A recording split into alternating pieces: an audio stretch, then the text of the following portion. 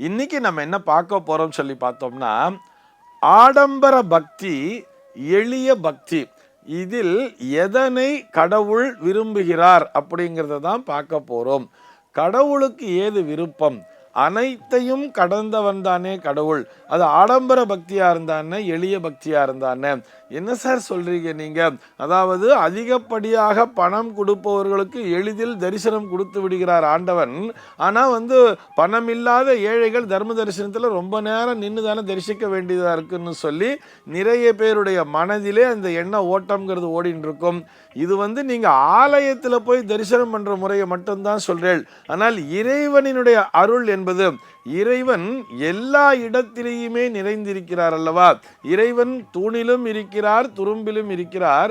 அப்படி இருக்கும்போது நீங்க எதுக்கு சார் ஒரு ஆலயத்துல போய் இந்த அளவுக்கு அவங்க ஒரு சிறப்பு தரிசனத்துக்கு இவ்வளோ கட்டணம், தர்ம தரிசனத்துக்கு ஒன்றும் இல்லைங்கிற மாதிரிலாம் வச்சிருக்காளே அப்படிங்கிற மாதிரி நமக்கு சந்தேகம்ங்கிறது வரும். இது அந்த நிர்வாகம் சம்பந்தப்பட்ட விஷயம். அந்த ஆலய சிப்பந்திகளுக்கு சம்பளம் கொடுக்கணும், ஆலயத்தை மெயின்டைன் பண்ணணுங்கிற மாதிரிலாம் இருக்கு இல்லையா? அது சார்ந்த விஷயமாகவே நம்ம அதை பார்க்கலாம். அது ஒரு நாள் தனியாக டிஸ்கஸ் பண்ணுவோம். இப்போ இந்த ஆடம்பர பக்தி, எளிய பக்தி என்று வரும்பொழுது இறைவன் யாரையுமே பிரித்து பார்ப்பதே இல்லை.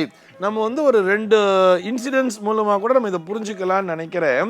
அதாவது திருமங்கை மன்னன் இருந்தார் அல்லவா? அந்த திருமங்கை மன்னனுடைய நோக்கம் என்னன்னு சொல்லி பார்த்தோம்னா, அவர் அந்த திருவரங்கத்தானுக்கு திருப்பணி செய்ய வேண்டும் தான் அவருடைய நோக்கமாக இருந்தது.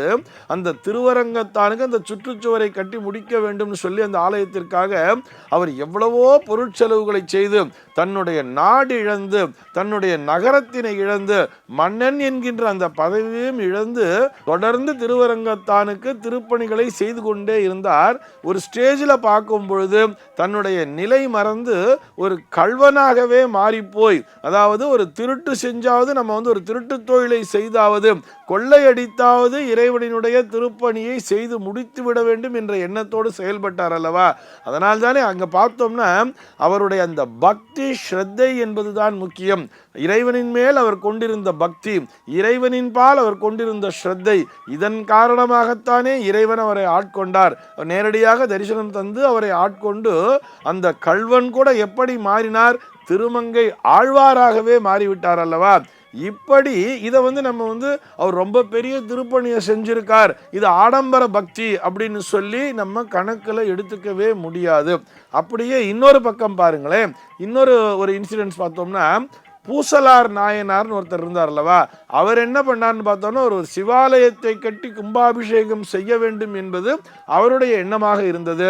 ஆனால் தன் கையில் பொருள் இல்லை, என்ன பண்ணுறதுன்னு தெரியல. என்ன பண்ணார்?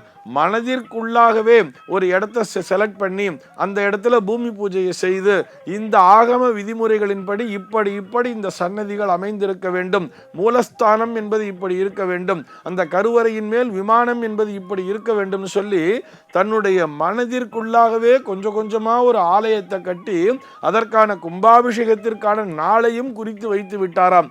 எல்லாமே எப்படி? மனதிற்குள்ளாகவே. ஏன்னா அவர்கிட்ட செலவு பண்றதுக்கு பணம் கிடையாது.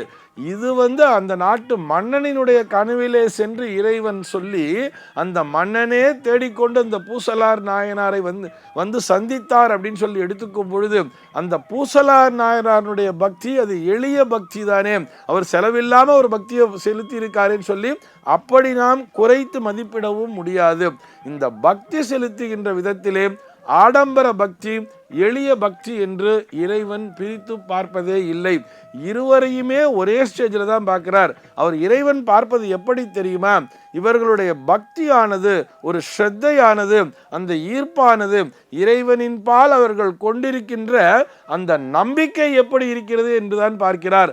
ஆக நம்புவோர்களை இறைவன் என்றுமே கைவிடுவதில்லை என்கின்ற அந்த உண்மையை புரிந்து கொள்ள வேண்டும். இறைவனின் பால் முழுமையான நம்பிக்கையினை வைத்துக் கொள்ள வேண்டும். நம்ம நிறைய பேர் என்ன தெரியுமா பண்றோம்? ஒரு கஷ்டம்னு வரும்பொழுது, அடப்போப்பா பணம் இருந்தாதான் சுவாமி கூட கண்ணை திறந்து பார்க்குது அப்படிங்கிற மாதிரி தவறான பிரச்சாரங்களை செய்து கொண்டிருக்கிறோம். பணம் என்பது அங்கே முக்கியமே இல்லை, வசதி வாய்ப்பு என்பது முக்கியமே இல்லை.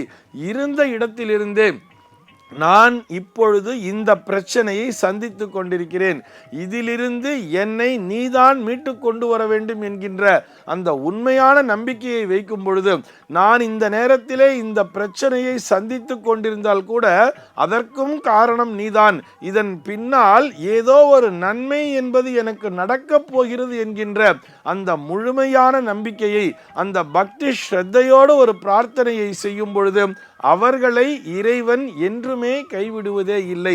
ஆக பக்தி என்று வரும் பொழுது அதிலே ஆடம்பர பக்தி, எளிய பக்தி என்று பிரித்து பார்க்க வேண்டிய அவசியமே இல்லை. சர்வே ஜனாஹ சுகினோ பவந்து.